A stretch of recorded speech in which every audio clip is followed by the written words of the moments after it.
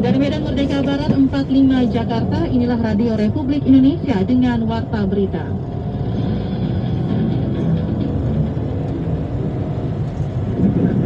Tahu kenapa bisa terjadi seperti itu. Kita akan wawancara dengan awak kapal, ya dengan nahkoda ya, kemudian dengan mualim 1, juga dengan perwira jaga yang lainnya.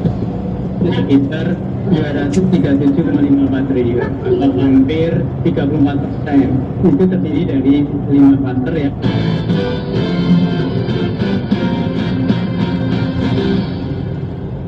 Sari Berita, KNKT mulai investigasi tenggelamnya KMP Yunis. Penyerapan anggaran pemulihan ekonomi nasional sepanjang 2021 baru 34%. Inilah Warta Berita selengkapnya edisi Kamis 1 Juli 2021 bersama saya, Caroline Wadamosa.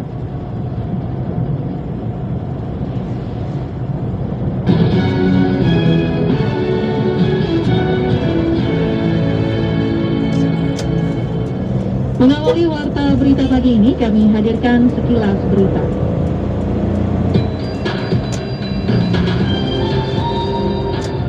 Seribu orang pekerja pabrik terbesar di Cianjur, Jawa Barat terpapar COVID-19. Seperti dilansir dari kantor berita Antara, para pekerja diliburkan dan menjalani isolasi mandiri. Mereka juga diminta melapor ke puskesmas apabila mengalami gejala sesak nafas, hilang indera penciuman dan perasa. Korban tewas dalam insiden gedung runtuh di Florida, Amerika Serikat menjadi 12 orang. Selain itu, 149 orang dinyatakan hilang. Dikutip dari Reuters, gedung sendiri memiliki 12 lantai. Tim ahli dari Israel dan Meksiko dikerahkan untuk membantu. Finlandia menjadi tuan rumah turnamen beregu bulu tangkis Piala Sudirman menggantikan Suzhou, China. Turnamen akan berlangsung 26 September hingga 3 Oktober 2021.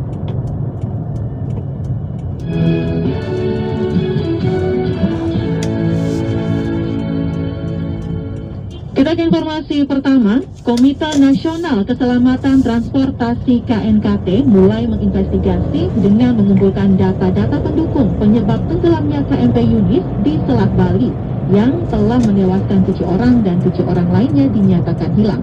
Reporter Sumarsono melaporkan selengkapnya. Komite Nasional Keselamatan Transportasi KNKT mulai melakukan investigasi penyebab tenggelamnya KMP Unit di Selat Bali.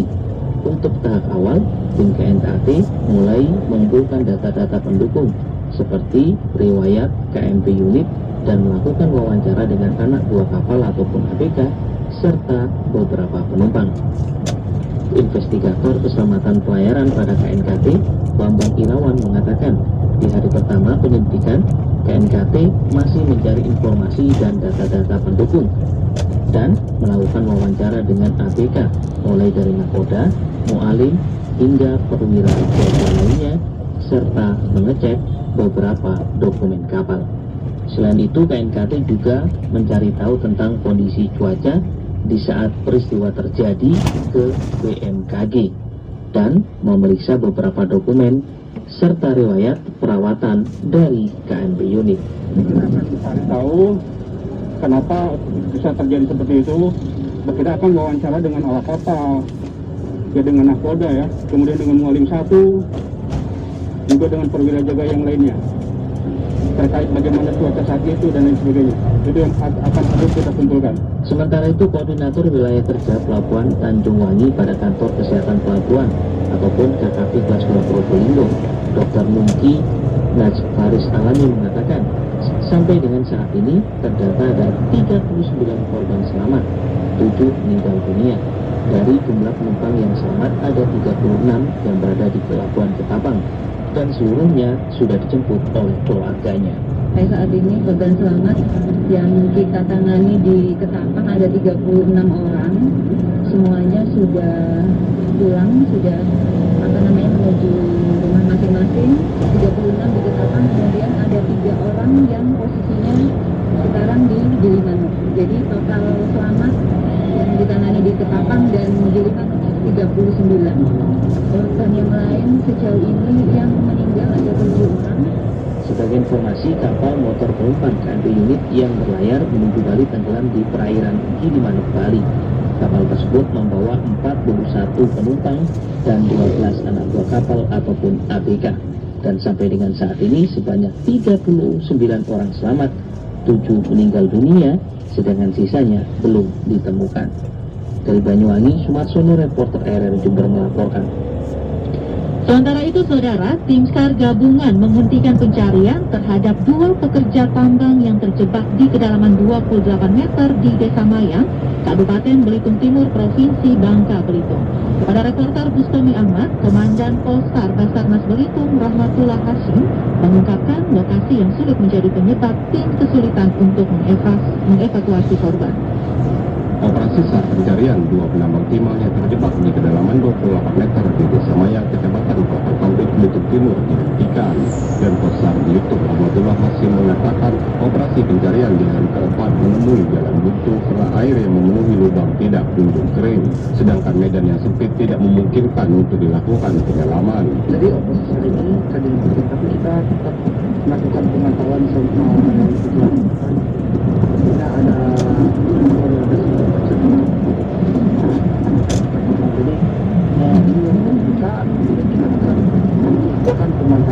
Ia mengatakan belum bisa memastikan bagaimana kondisi kedua korban tersebut, tetapi 80% dipastikan meninggal dunia. Rahmatullah mengatakan hasil dari koordinasi dengan perusahaan, lubang tambang itu akan ditutup supaya tidak ada korban jiwa lagi. Tim SAR gabungan sudah berusaha maksimal mencari dan memikirkan segala opsi penyelamatan. Namun karena lubang tambang tersebut sangat rawan sehingga berbagai opsi yang ada tidak bisa dilakukan. Dari beberapa opsi tersebut, pertama adalah penyelaman ke lubang tersebut. Namun dari hasil asesmen pertama, situasi di dalam lubang tidak memungkinkan untuk dilakukan penyelaman. Keselamatan penolong juga harus menjadi prioritas. Opsi kedua adalah memakai alat berat, namun opsi itu juga tidak bisa mengingat kondisi lapangan yang bebatuan yang akhirnya bisa membuat runtuh lubang tersebut. Dan opsi yang paling memungkinkan hanya penyedotan air di lubang. Namun setelah beberapa hari ini disedot dengan pompa penyedot besar, tetap juga tidak kering. Sementara itu, Camat Kelapa Kampit ketika ditemui RRI mengatakan bahwa kecelakaan tambang yang terjadi di Desa Mayang, Kecamatan Kelapa Kampit, Belitung Timur adalah yang kedua kali di tahun 2021. Sahril mengatakan masalah aktivitas penambangan juga harus memperhatikan keselamatan kerja dan para pekerja harus mendapatkan perlindungan sosial bila terjadi kecelakaan kerja. Kita tahu para pekerja ini kan semuanya berdasarkan dokumen kependudukan adalah warga Pandeglang. Sahril menyebut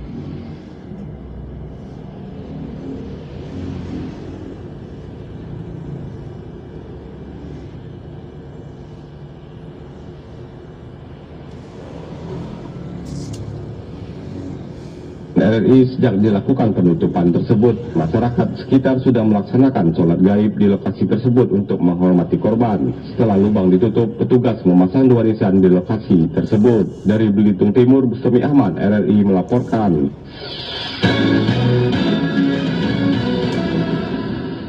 Anda masih mendengarkan program 3 Radio Republik Indonesia. Memasuki usia ke-75 tahun, Kepolisian Republik Indonesia diharapkan dapat bertransformasi secara kultural untuk menjawab berbagai tantangan baru di masa mendatang.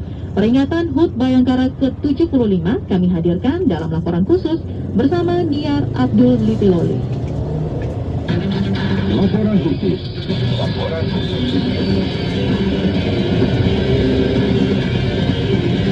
Laporan khusus. Di transformasi Polri yang presisi menuju Indonesia maju itu adalah Polri yang Hari ini, Kepolisian Republik Indonesia memperingati Hari Bayangkara ke-75. Selama perjalanannya, Polri sebagai alat bangsa tidak hanya berperan dalam menjaga ketertiban, namun juga termasuk melayani masyarakat di hampir semua sektor. Lebih dari setahun terakhir, anggota Polri di seluruh tanah air bersama TNI dan tenaga kesehatan menjadi bagian dari garda terdepan bangsa memerangi COVID-19.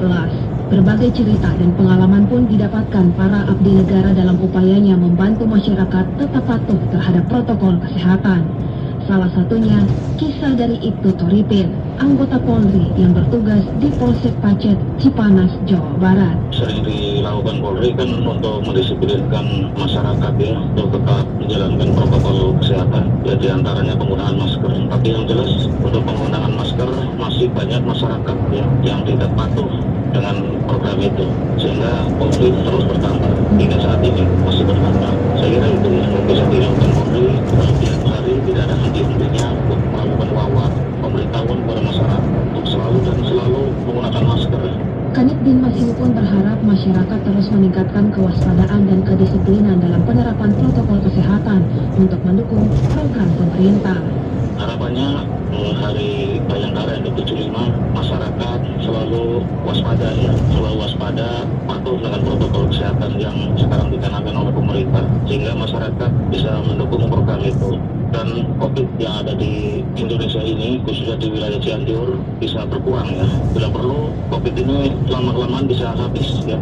Selain tingkat kedisiplinan masyarakat yang rendah, anggota Polri di pelosok negeri juga dihadapkan dengan kelompok masyarakat yang masih minim pengetahuan terhadap COVID-19, sehingga mudah termakan berita bohong atau hoax. Seperti cerita dari Brigpol Maulana Lakupono, Bayangkara Pembina Keamanan dan Ketertiban Masyarakat Badan Kamtibmas Desa Iha, Kecamatan Huamual, Kabupaten Serang bagian Barat, Maluku. Sebagian masyarakat juga masih banyak yang bingung ya terkait seperti apa virus ini, bagaimana dia menular, kemudian cara untuk menyembuhkannya itu seperti apa. Makanya kita sebagai anggota Kamtibmas di lapangan sering menghimbau dan memberikan arahan kepada masyarakat agar selalu menjaga protokol kesehatan pada saat bersosialisasi di luar rumah. Ada juga sebagian yang masih melihat atau mendengar terkait hoax yang beredar di media sosial yang menjadikan masyarakat ini semakin takut ya untuk melaksanakan vaksin seperti yang kami alami kemarin ya. Jadi harus banyak pemahaman yang kami berikan sehingga masyarakat itu dapat memahami terkait kesehatan, pengobatan, penanggulangan. Maulana pun berharap di Hari Jadi Bayangkara yang ke-75, Polri tetap solid dan tangguh dalam mengemban tugas negara. Sebagai anggota Polri ya sangat bangga dan sekaligus kami ingin mengucapkan pada seluruh anggota Polri yang ada di Nusantara selamat Hari Bayangkara yang ke-75. Semoga Kepolisian Republik Indonesia tetap solid dan tangguh dalam menghadapi berbagai tantangan, rintangan dalam mengemban tugas negara. Sementara itu, anggota Komisi Kepolisian Nasional Kompolnas Yusuf Warshim memandang selama perjalanan 75 tahun, Polri telah banyak bertransformasi mengikuti perkembangan zaman. Salah satu harapan Yusuf, Polri juga dapat bertransformasi secara kultural untuk menjawab berbagai tantangan yang akan datang. Namun sampai hari ini, dari sisi kelembagaan kan 75 tahun kita ini sudah memasuki era di mana ada reformasi Polri. Pasca reformasi itu sendiri, dan di dalamnya ada reformasi Polri melalui Undang-Undang Nomor 2 Tahun 2002 tentang Kepolisian Negara Republik Indonesia. Secara struktur sudah baik, secara instrumental ya sudah cukup. Hanya reformasi kultural yang terus menjadi satu tantangan yang harus bisa dijawab dan diwujudkan menjadi Polri yang berbudaya profesional dan mandiri. Nah ini yang masih merupakan satu hal yang harus terus dijawab oleh Polri di usia 75 tahun dan yang akan datang, yaitu reformasi kultural. Mengusung semangat perang terhadap COVID-19, tema Hari Bayangkara tahun ini adalah transformasi Polri yang presisi, mendukung percepatan penanganan COVID-19 untuk masyarakat sehat dan pemulihan ekonomi nasional menuju Indonesia maju. Sebagai salah satu garda terdepan bangsa melawan COVID-19, anggota Polri di lapangan memiliki resiko yang sama besarnya dengan tenaga kesehatan yang menangani pasien COVID-19. Hingga April lalu, tercatat telah ada sekitar 1.000 personel Polri yang terpapar COVID-19 selama menjalankan tugasnya, terhitung sejak awal pandemi di Indonesia. Dari Jakarta, Mia Rapulitololi, Pro 3 RRI. Selama masa pandemi COVID-19 melanda Indonesia yang lebih dari setahun terakhir, selain tenaga kesehatan, anggota Kepolisian Republik Indonesia ikut menjadi bagian dari garda terdepan bangsa dalam perang melawan COVID-19. Bersama TNI, Polri berjuang mengawal masyarakat dalam kepatuhan menjaga protokol kesehatan. Berikut tanggapan masyarakat mengenai peran Polri selama masa pandemi COVID-19. Nama saya Fahrul dari Jakarta. Sebagai salah satu garda terdepan dalam melawan COVID-19, menurut saya pihak kepolisian sudah bekerja sangat keras, mulai dari mendisiplinkan masyarakat dalam menggunakan masker sampai membubarkan kerumunan. Yang terpenting, para polisi di lapangan tetap humanis dalam berhadapan dengan masyarakat. Nama saya Justi, asal Depok. Nama saya sudah untuk berteknis sangat solid dan mengawal masyarakat untuk patuh protokol. Terima kasih berpikir dan selalu sehat. Nama saya Yusuf, asal Ambon. Menurut saya, setelah terakhir ini, polisian tuh bekerja dengan sangat keras ya, terkait pengawalan protokol kesehatan. Ya, sangat keras ya, sudah kita lihat kan. Mereka menjadi salah satu garda terdepan dalam melawan COVID-19 ini. Ya, dan semoga semangat mereka untuk mengawal masyarakat di tengah perang terhadap COVID-19 ini dapat berjalan.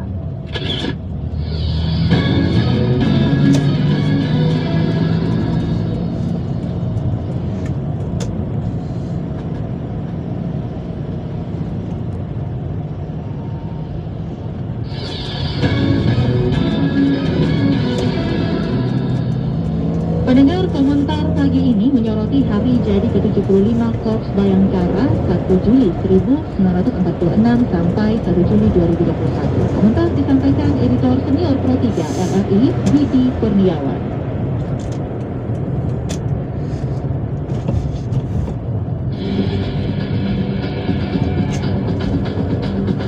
Editorial Pro 3. Selamat pagi pendengar.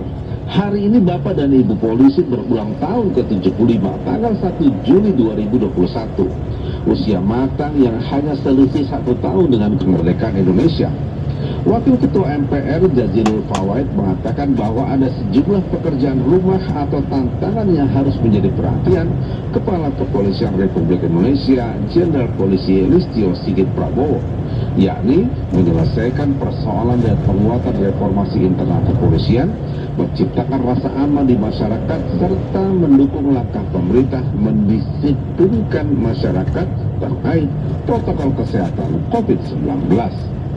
Hubungan polisi dan masyarakat sangat erat, karena itu kehadiran polisi harusnya menjadikan masyarakat aman dan merasa makin nyaman, serta tidak sebaliknya menjadi takut ketika didekati polisi karena khawatir ada yang salah pada dirinya.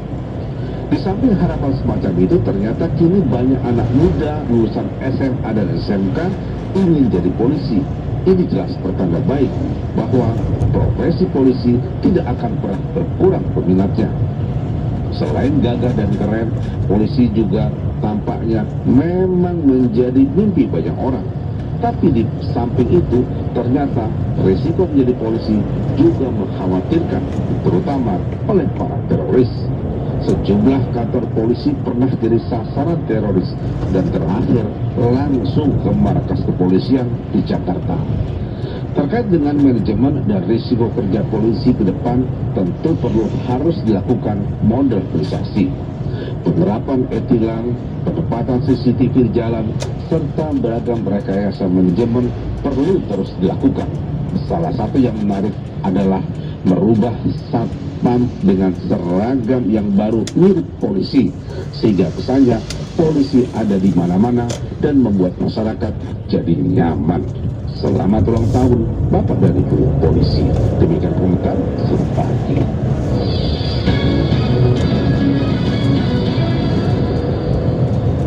Kita beralih ke informasi lainnya, saudara. Situasi pandemi COVID-19 menjadi pengingat akan pentingnya perkembangan sektor farmasi dan pelayanan kesehatan, khususnya pengembangan bidang kesehatan dalam aspek ilmu pengetahuan dan teknologi.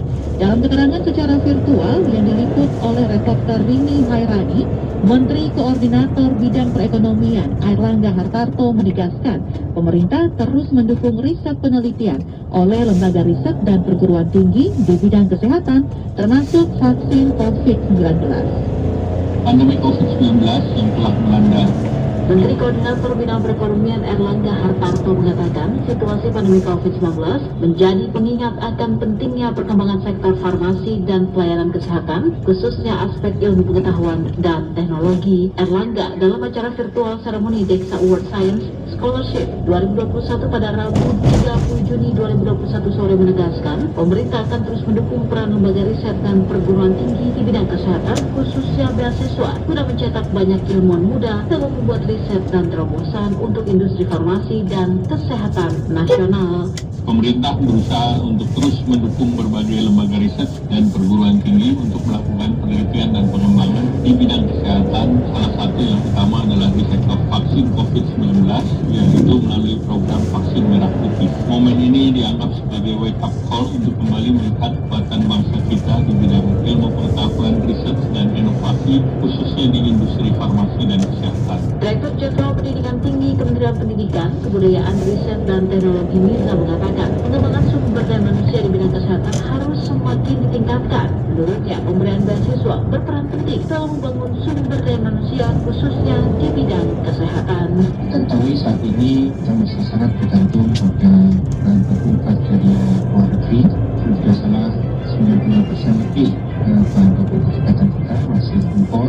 Demikian pula dengan alat kesehatan 90% kita masih impor.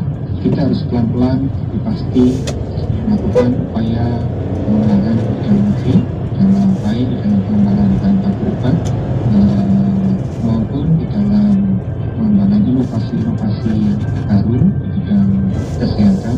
Menjawab tantangan tersebut, Dexa Group melalui Dexa Award Science Scholarship 2021 berkomitmen untuk mencetak saintis di sektor kesehatan. Pimpinan Dexa Group Ferry Sutikno mengatakan program ini diharapkan untuk mencetak kader ilmuwan Indonesia di masa depan yang mampu menggerakkan serta memajukan ilmu pengetahuan, teknologi, dan menghasilkan produk dalam bidang farmasi serta kesehatan.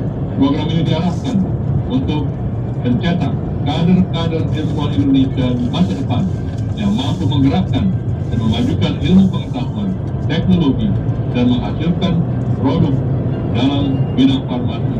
Sebanyak 1.197 saintis muda mendaftarkan diri untuk mendapatkan beasiswa Dexa Award Science Scholarship 2021. Dalam kesempatan itu terpilih 3 pemenang yang mendapatkan beasiswa pendidikan S2 dan juga penelitian. Mereka adalah Jennifer Kim Afiani, alumni Institut Teknologi Bandung, Niputu Eka Krisnayanti, alumni Universitas Udayana, serta Ahmad Ihsanuddin, alumni dari Universitas Lampung.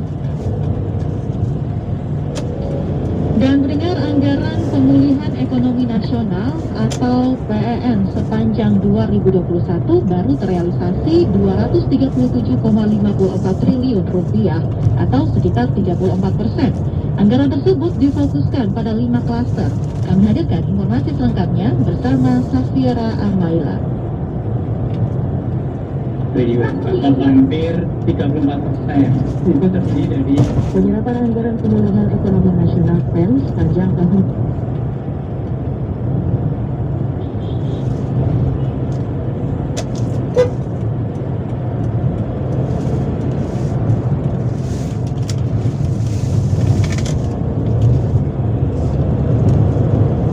Komite Penanganan COVID-19 dan Pemulihan Ekonomi Nasional pada Rabu 30 Juni 2021 mengungkapkan penyerapan anggaran PEN ini terbagi dalam 5 klaster, diantaranya kesehatan, perlindungan sosial, UMKM dan koperasi, program prioritas serta insentif usaha.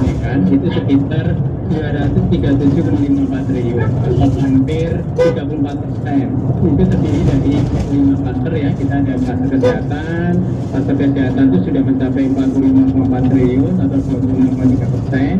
Kemudian klaster perlindungan sosial itu sekitar 65,36 triliun atau 44%. Lalu dukungan UMKM dan koperasi ada 50,3 triliun atau 26,3%. Program prioritas itu realisasinya 39,79 triliun atau 31,1%. Kemudian insentif usaha realisasinya 36 triliun atau 63,5%. Untuk mengatakan pencapaian realisasi realisasi plan ini sudah cukup signifikan, namun memang masih harus terus didorong agar penyalurannya lebih cepat sehingga dapat tercapai target sebesar Rp699,43 triliun dengan fokus terhadap klaster-klaster yang telah ditetapkan. Dalam kesempatan yang sama, Deputi Bidang Usaha Mikro Kementerian Koperasi dan UKM Egy Satrio memastikan salah satu stimulus plan yakni Banpres Produktif Usaha Mikro BPUM atau bantuan langsung tunai BLT UMKM akan kembali dilanjutkan pada bulan Juli 2021. Rencananya, BLT ini akan disalurkan untuk 3 juta pelaku UMKM. Yang dalam rangka kemarin mengenjot untuk kita di kuartal 1, kita sudah cairkan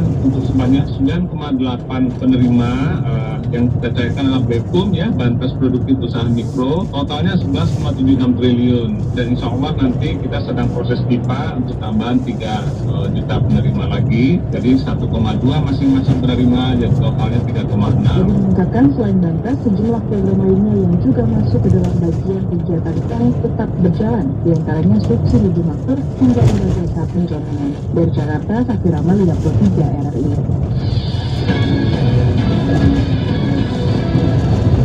Tetaplah bersama kami program 3 Radio Republik Indonesia untuk menyimak informasi-informasi aktual lain dari seluruh penjuru tanah air. Selamat pagi.